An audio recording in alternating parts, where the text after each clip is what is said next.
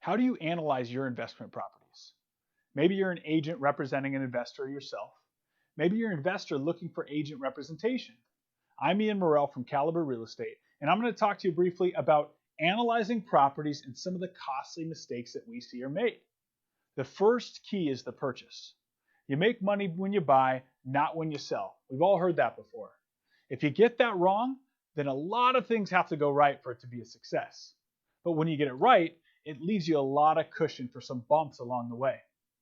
Number two is the A.R.V, which stands for after repair value.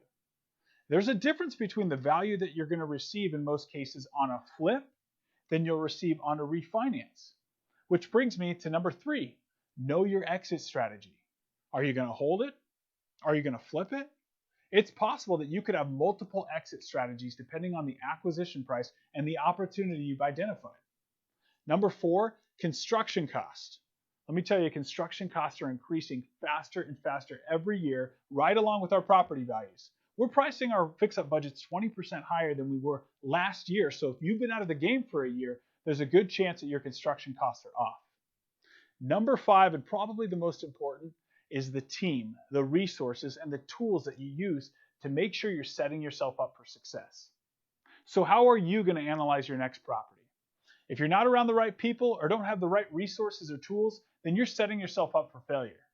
If you're interested in knowing more about the tools and resources we provide and want to surround yourself with investment-minded people, then reach out to us. Send us an email, give us a call, or leave us a comment so we can help take you to the next steps. Thanks for watching, make it a great day, and we'll see you soon.